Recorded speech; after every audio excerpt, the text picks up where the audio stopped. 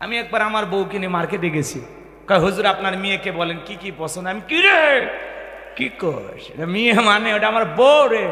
তখন কচ্ছে ও হুজুর ভুল হয়ে গেছে।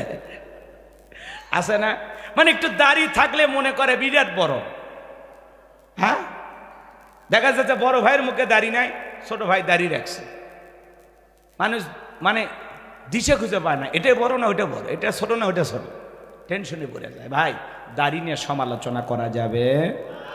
কোন যুবক যদি দাড়ি রাখে আলহামদুলিল্লাহ, তার মানে কি যুবক বয়সে আল্লাহ হেদায়েতের পথে কবুল করছে, যুবক বয়সে ছেলেটা পরিবর্তন হয়েছে। কথা বলে ঠিক কিনা? এখানে নাট স্ক্রুপ যখন ঢিল হয়ে গেছে, চলে না, মাজা সোজা হয় না, সেই বয়সে সেলুনে যাওয়ারও সত্যি থাকে না, তখন আস্তে আস্তে দাড়িগুলো বড় হয়, বলে আমি কোনোদিন বিলেত লাগাইনি। মানে সেলুনে যাওয়ারই শক্তি নাই, রাগ করে নাতিরা নিয়ে যায় না, যাই পুরো চুপ, তোর এই বয়সে সেভ করলে আর একবার রিক্স নিব, কথা কয় না। কয় ঠিক আছে, তোরা যখন জ্বালায় মারলু, কয়দিন পর কবর যাইলে কি খাটিয়া তোটার আগে একটু দাড়ি বড় হোক। কথা কন ঠিক কিনা? এই অবস্থা সমাজে আছে না নাই? চাচা চৌকিদার, ওই যে নাটোরের এক চৌকিদার, এসকেন আলী না কি না, ওই চৌকিদার বলতেছে আমিও এমপি পদপ্রার্থী হব। তাহলে চৌকিদার ভিক্ষুক সবাই একটু এমপি হবার চায়, নেতা হবার চায়। কথা কন ঠিক কিনা? বাজান গো, তার মানে কি বোঝেন না, বোঝেন না, বুঝান লাগে। কথা কয় না কেন? তাহলে সবার একটু আশা আছে না নাই, একটু বসবো কোথায়, চেয়ারে। কথা কন ঠিক কিনা? বাজান গো, আল্লাহ যদি কাউকে ক্ষমতার আসনে বসায়, সম্মান দেওয়ার মালিক কে? তাহলে আমি আপনাদের উদ্দেশ্যে যে কথা বলতে চাচ্ছিলাম, ইমান আছে যার, আল্লাহর কাছে দাম আছে তার। ইমান নাই, কোনো বেঈমানের দাম আল্লাহর কাছে নাই। কথা বলেন ঠিক কিনা? বেঈমানদের লাফালাফি মাতবাড়ি দুনিয়াতে শেষ, পরকালে সবগুলো পিটাইয়া জাহান্নামে ফেলে দেবেন কে? আর ইমানদাররা দুনিয়াতেও সফল, আখিরাতেও সফল। জোরে বলেন না সুবহানাল্লাহ। এজন্য আল্লাহ রাব্বুল আলামিন বলেন কদ আফলাহাল মুমিনুন, অবশ্যই মুমিনেরা সফল হয়েছে, অলরেডি মুমিনেরা সফল হয়েছে। সফল হয়েছে তারা ঈমান এনেছে যারা। ঈমানদার ছাড়া সফল হওয়া যাবে? কথা বোঝেন? বোঝেন? আপনি আমি সবাই ঈমানদার নাকি সন্দেহ আছে? জোরে বলেন, সন্দেহ আছে? তাহলে ভালো করে বলেন, আমি শুধু বলবো ঈমান এনেছে যারা, আপনারা বলবেন সফল হয়েছে কারা। কথা কোন ঈমান এনেছে যারা, সফল হয়েছে তারা। বলতে পারবেন তো ইনশাআল্লাহ? বলেন ঈমান এনেছে যারা, বলেন ঈমান এনেছে যারা। আল্লাহর কাছে দামি বান্দা কারা? ঈমানদার বান্দা যারা। আল্লাহর কাছে দামি বান্দা কারা? ঈমান আছে, আল্লাহর কাছে আপনার দাম আছে। চেহারা কালো হোক, হন না গরিব, দেখতে হন না কালো, চেহারা যেমনই হোক, আপনার ভিতরে ঈমান আছে, আল্লাহর কাছে আপনার দাম আছে। সুবহানাল্লাহ বলেন। তাহলে ঈমানদাররা দামি কার কাছে? আরো জোরে বলেন, ভালো করে বোঝেন। এই জন্য আল্লাহ বলেন কদ আফলাহাল মুমিনুন, অবশ্যই মুমিনেরা সফল হয়েছে। বাজান গো, আপনাদের উদ্দেশ্যে ছোট্ট একটা প্রশ্ন করি, ভালো করে বোঝেন। একটা অমুসলিম জোহরের নামাজের পূর্বে ঈমান গ্রহণ করেছে, ওই ব্যক্তির উপর জোহরের নামাজের, কথা কয় না, জোহরের নামাজ আদায় করা কি? আরো জোরে। কেউ যদি আসরের নামাজের পূর্বে ঈমান গ্রহণ করে, তাহলে ওই ব্যক্তির উপর আসরের সালাত আদায় করা কি? আরো জোরে বলেন। এই জায়গা আল্লাহ তাআলা বলেন মুমিনদের 7টা গুণাবলী নিয়ে যখন আলোচনা করলেন, আল্লাহ বলেন কদ আফলাহাল মুমিনুন, অবশ্যই মুমিনেরা সফল হয়েছে, অলরেডি মুমিনেরা সফল হয়েছে। মুমিন বান্দাদের 7টা বৈশিষ্ট্য নিয়ে আল্লাহ যখন আলোচনা করলেন, আমার আল্লাহ 1 নাম্বার সালাত দিয়ে শুরু করলেন। বলেন সুবহানাল্লাহ। মুমিন জীবনের সবচাইতে গুরুত্বপূর্ণ ইবাদতের নাম হলো সালাত। সালাত, সালাত। কথা বলেন ঠিক কিনা? এই জন্য বাজান খালি মসজিদ সুন্দর বানাইলে হবে না, এই মসজিদে যারা নামাজ আদায় করবে তাদের অন্তরও সুন্দর হওয়া দরকার আছে না নাই? খালি মসজিদে নামাজ তাকওয়া না, ওই জায়গায় যারা নামাজ আদায় করবে তাদের অন্তরে তাকওয়া থাকার দরকার আছে না নাই? এজন্য আল্লাহ পাক মুমিন বান্দার 1 নাম্বার গুণাবলী শুরু হয়ে গেল। যুবকরে, হাউজে কাউসারে পানি পান করতে গেলে কাজ করতে হবে 2টি। জোরে বলেন কয়টি? 2 হাত তোলেন, বলেন তো কাজ করতে হবে কয়টি? এবার 2 আঙ্গুল দেখান, কাজ করতে হবে কয়টি? লিল্লাহি তাকবীর। হাউজে কাউসারে পানি চাইলেন আর পাইলেন, অত সোজা? আমি মনে করেন এই এলাকা আসার পরে একটা ছেলেকে কিছু চকলেট দিলাম হাতের মধ্যে, দিয়ে বললাম বাবা আমার এক বন্ধা পানি এনে দাও, আমি একটু উজু বানাবো। ছেলেটা চকলেট পাই আনন্দের ঠেলায় মারছে দৌড়, মাঝপথে আসার খাই একটু পড়ে গেছে, বোঝেন তো নাকি, একটু হাঁটু ছিলে গেছে, চামড়া উঠে গেছে, লাল লাল টমেটো রসনা রক্ত বের হয়েছে। ছেলেটার হাতে চকলেট থাকার কারণে সে উঠে আবার দাঁড়াইছে, দাঁড়াইয়া বদনা ভইরা পানি নিয়ে আমার সামনে হাজির। আমি তখন বললাম বাবা এই পানিটা আনতে গিয়ে তোমার কষ্ট হয়েছে, ওই যে মাঝপথে আসার গায়ে পড়ে গেছো, হাঁটু ছিলে গেছে, রক্ত মনে বের হয়েছে। ওই চকলেট থাকার খুশি আর আনন্দের ঠেলায় ও তখন বলতেছে আমি এরকম কত পড়ে যায় আমার কিছুই হয় না, কথা কোন ঠিক কিনা। তো কঠিন কিয়ামতের কঠিন দিন যদি একবার হাউজে কাউসারে এক পেলা পানি পান করতে পারেন, আপনার কাছে কঠিন দিন আল্লাহ সহজ করে দেবে। রসুলের হাতে এক পেলা হাউজে কাউসারের পানি আর আল্লাহর আরশের নিচে ছায়া, ভাগ্যে যদি জুটে যায় আপনি জান্নাতি আর টেনশনই নাই। এইবার শোনেন কাজ করতে হবে কয়টি, আল্লাহ পাক সেটা 2 নাম্বার আয়াতে বলেন, জবান ছেড়ে সবাই বলুন ফাসাল্লিলি রাব্বিকা ওয়ানহার, ফাসাল্লিলি রাব্বিকা ওয়ানহার। 1 নাম্বার হলো ফাসাল্লিলি রাব্বিকা, রবের উদ্দেশ্যে সালাত আদায় করা। নামাজ হবে একমাত্র কার জন্য? আরো জোরে বলেন কার জন্য? قل إن صلاتي ونسكي ومحياي ومماتي لله رب العالمين। নবীজি আপনি বলুন আমার নামাজ, আমার কুরবানি, আমার জীবন, আমার মরণ লিল্লাহি রাব্বিল আলামিন, আসমান জমিনের প্রতিপালকের জন্য। বলেন আল্লাহু আকবার।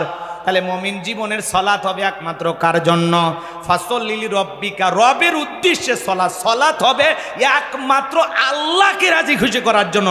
নামাজ পড়বে একমাত্র আল্লাহর নৈকট্য লাভের আশায়। বলেন আল্লাহু আকবার। নামাজ হবে কার জন্য? আরো জোরে বলেন কার জন্য? নামাজ যদি নামাজের মতো হয় আল্লাহ বলেন ফালিয়াবুদু রাব্বা হাযাল বাইত আল্লাযী আত'আমাহুম মিন জু' ওয়া আমানাহুম মিন খাউফ। আল্লাহ রাব্বুল আলামিন বলেন এই ঘরের মালিকের ইবাদত করো। ইবাদত যদি ইবাদতের মতো হয়, নামাজ যদি নামাজের মতো হয়, বান্দারে 5 ওয়াক্ত সালাতে মাথা নত করে আমি আল্লাহকে যদি সিজদার মতো সিজদা দিতে পারো, তোমার নামাজ যদি নামাজের মতো হয়, আমি আল্লাহ 2টা জিনিস তোমাদেরকে দেব। 1 নাম্বার, রিজেকের টেনশন করা লাগবে না, আমি আল্লাহ রিজেকের ব্যবস্থা করব। বলুন সুবহানাল্লাহ। যে বান্দা 5 ওয়াক্ত সালাতে মাথা নত করে আল্লাহকে সিজদা দেবে, ওই বান্দা আর কোনোদিন রিজেকের টেনশন করা লাগবে না। রিজেক দেওয়ার মালিককে। আপনাদের এলাকায় একটা প্রাণী বের হয় রাতের বেলায়, সিলাই কু কই, আমার নাম কি? শিয়াল পণ্ডিত, চেনেন না? আছে না বাবা? বলেন তো বাজান, ওর নামে কি রানীনগরে ভাতের হোটেল আছে, মুরগির হোটেল আছে?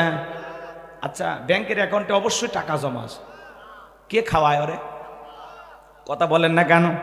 একটা শিয়ালকে যদি আল্লাহ খাওয়াইতে পারে, একটা পাখি সকালবেলা খালি পেটে নীর থেকে বের হয়ে যায়, সন্ধ্যাবেলায় ওই পাখির পেট ভরে নীরে পাঠায়া দেন, তিনি কে?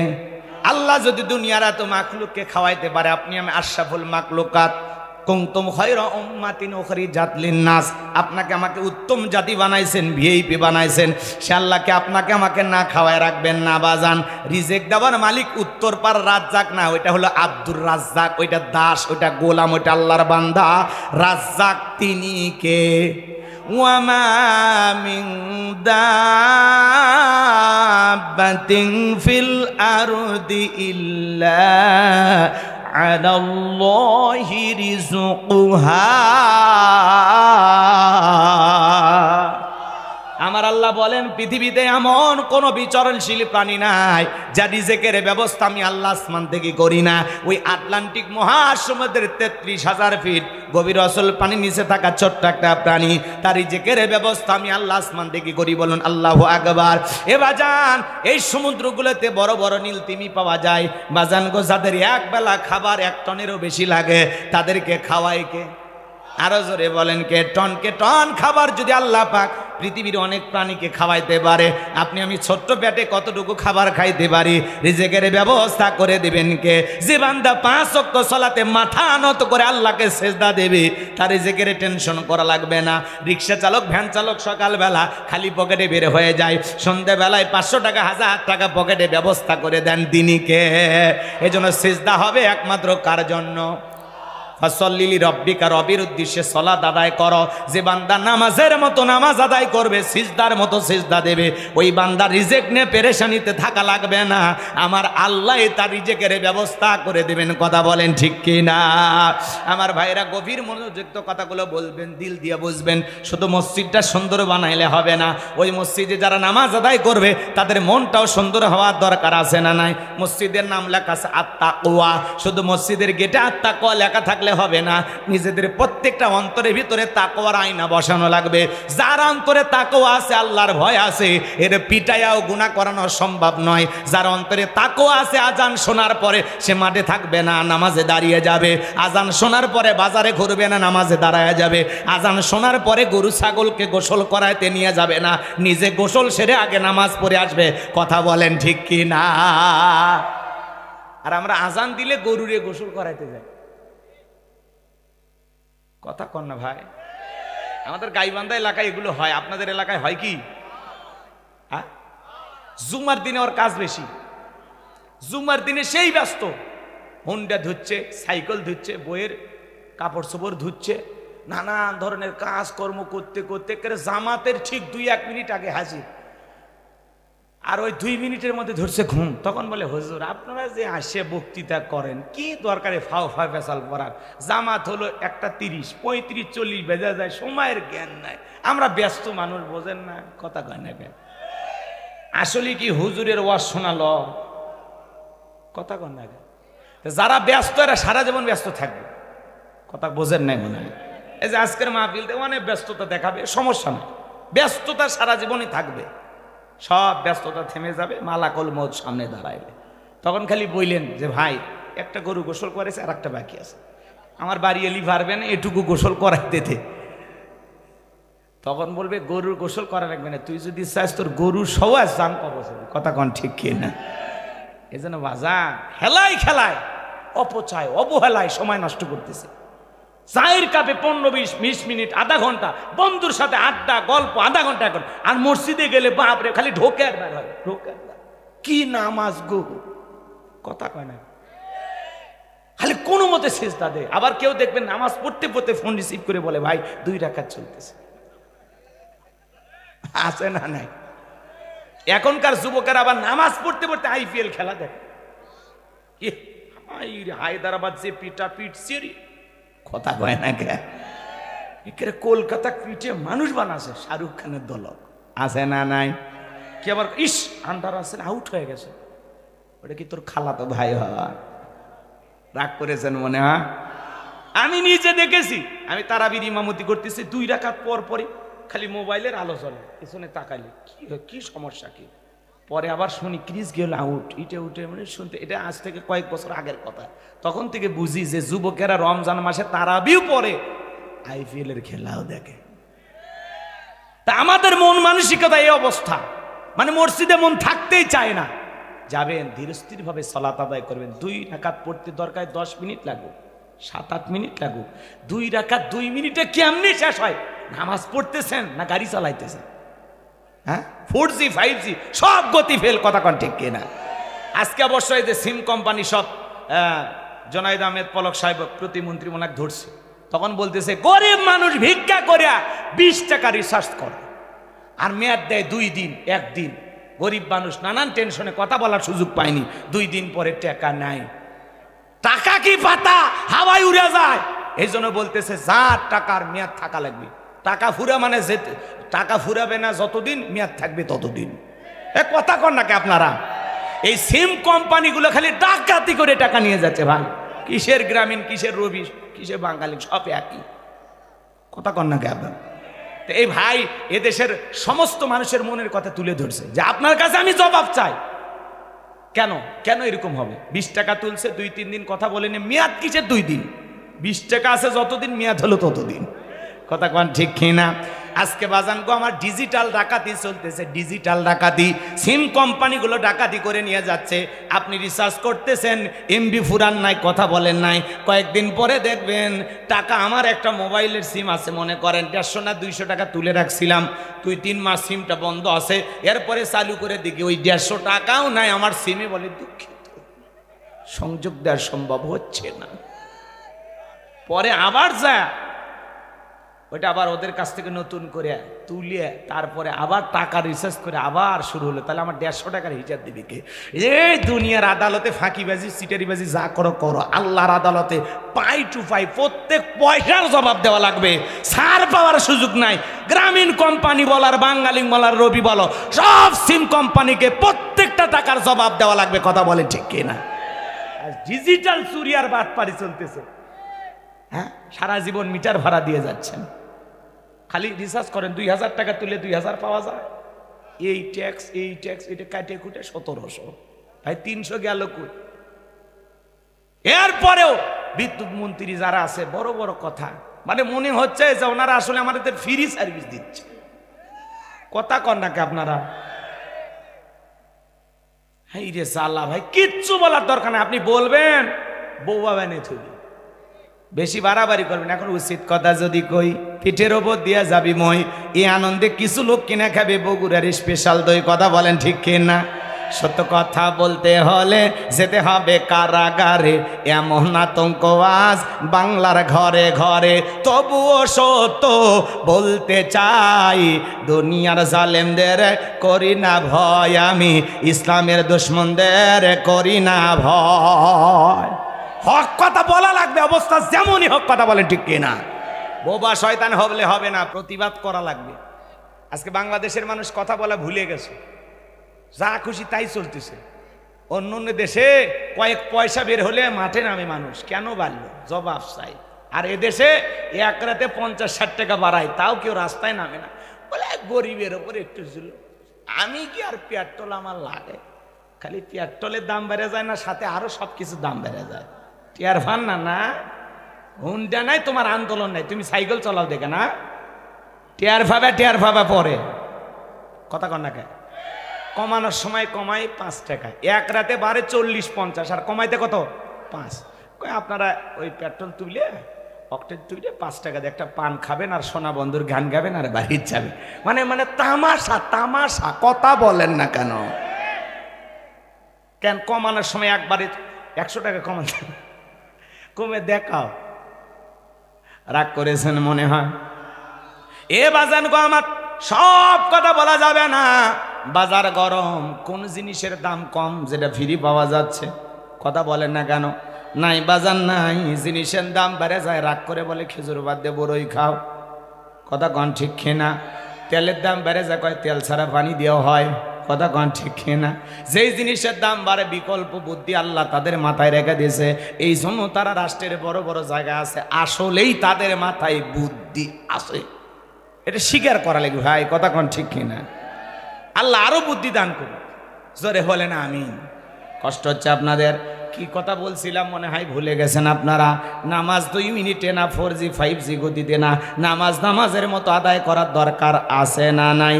তাহলে ফাসল্লি রব্বিকা, রবের উদ্দেশ্যে সলাৎ। নামাজ হবে একমাত্র কার জন্য? নামাজের মতো আদায় করলে আল্লাহ রাব্বুল আলামিন 1 নাম্বার রিজিকের ব্যবস্থা করবেন, 2 নাম্বার সকল ভয় থেকে নিরাপত্তা দেবেন। আজকে আপনার আমার আতঙ্ক আছে না নাই? ভয় আছে না নাই? আপনি বিকাশের দোকানদার, রানীনগর বাজার থেকে আপনার এই পাড়াতে আসবেন, পশ্চিম পাড়ায় 2 লাখ টাকা রাতের 2টার দিকে মনে মনে ভাবতেছেন, আল্লাহ বাড়ি পর্যন্ত যাইতে পারবো নাকি? রাস্তার মধ্যে ছিনতাইকারীর কবলে পড়ে টাকা যান 2টাই হারাবো। মানুষের জানমালের আতঙ্ক আছে না নাই? মেয়েটা কলেজে গেল, একা একা ফিরবে নাকি জামাই সাথে ফিরবে? ভয় আছে না নাই? মেয়েটা স্কুলে গেল, ভালোভাবে ফিরবে নাকি কারো লালসার শিকার হবে? ভয় আছে না নাই? বাজান গো, সকল নিরাপত্তা দেবেন তিনি কে? যখন দুনিয়ার এ বাজান গো আমার সকল মানুষ 5 ওয়াক্ত সালাতে মাথা নত করে আল্লাহকে সেজদা দেবে, ওই মানুষগুলো কখন ইফটিজিং করবে না, তারা কখন ধর্ষণ করবে না, তারা কখনো চুরি করবে না, ডাকাতি করবে না, দুর্নীতি করবে না। কথা বলেন ঠিক কিনা? আজকে আল্লাহর কোরআনের আইন নাই সমাজের ভিতরে, এজন্য অশান্তির আগুন দাবালের মতো দাও দাও করে জ্বলতেছে। আল্লাহর কোরআনের আইন অনুযায়ী একটা চোরের হাত কেটে মিডিয়ার মাধ্যমে যদি ফালাও করে প্রচার করা হতো, বাংলাদেশের সমস্ত শরীরা তওবা করে আল্লাহর ওলি হয়ে যেত। কথা বলেন ঠিক কি না? এ বাজান চলেন সামনের দিকে যাই। যে কথা বলতে চাচ্ছিলাম, ফাসল্লি লিরাব্বিকা, রবের উদ্দেশ্যে সালাত নামাজ হবে একমাত্র কার জন্য? একটু জোরে বলেন না, কার জন্য? কদ আফলাহাল মুমিনুন আল্লাযীনা হুম ফি সালাত। তো মানে মসজিদ হয়ে যাচ্ছে পাকা, মুসলমানদের ঈমান হয়ে যাচ্ছে কাঁচা। আগেকার মানুষদের ছিল অভাব, বড় ভালো ছিল তাদের স্বভাব। বর্তমানে মানুষদের নাই কোনো অভাব, নষ্ট হয়ে গেছে চরিত্র আর স্বভাব। আগেকার মানুষের জবানের দাম ছিল, কথার দাম ছিল, কাজের দাম ছিল। এখন মানুষের কথায় কাজে মিল নাই। কথা বলেন ঠিক কি না? একটু মনোযোগ দিয়ে কথাগুলো শুনবেন। ফাসল্লি লিরাব্বিকা ওয়ানহার, এক নাম্বার রবের উদ্দেশ্যে সালাত আদায় করো। 2 নাম্বার রবের উদ্দেশ্যে কুরবানি করো। নামাজ হবে যে আল্লাহর জন্য, কুরবানিও হবে একমাত্র সেই আল্লাহর জন্য। কথা বলেন ঠিক কি না? তাহলে ভালো করে বোঝেন, এই দিক খেয়াল করেন। ওয়ানহার মানে কুরবানি করা। কুরবানি করা মানে কি খালি গরু ছাগল জবাই করা না, নিজের আমিত্বকে কুরবানি করা, অহংকারকে কুরবানি করা, নিজের ভিতরে থাকা পশুসুলভ আচরণকে কুরবানি করা, সময়কে কুরবানি করা, অর্থকে কুরবানি করা, জান মাল সব কিছু আল্লাহ রাস্তায় কুরবানি করা। কথা বলেন ঠিক কি না? ওয়ানহার মানে কুরবানি করা। শোনেন শোনেন, 2-3 মিনিটে কুরবানির কথা বলিয়া শেষ আয়াতে যে আরো কথা বাকি আছে, কষ্ট হচ্ছে আপনাদের। মা বোন যারা বসে আছে তাদের জন্য স্পেশাল কিছু কথা বলার, যদি সময় হয় বলবো ইনশাল্লাহ। শোনেন, ওয়ানহার মানে কুরবানি করা। আমরা কেমন গরু কুরবানি করি? বাপরে বাপ, 7 জনে গরু একটা ভাগে কেনে, 4 জন দড়ি ধরে টানে, পেছন থেকে 3 জন ঠেলে। এমন গরু সব হার দেখা যায় যেই গরুর উপরে বয়স্ক ভাতা ওয়াজিব। এমন দুর্বল গাভী জবাই করবে, কুরবানি স্থান পর্যন্ত হাঁটে যাওয়ার শক্তি নাই।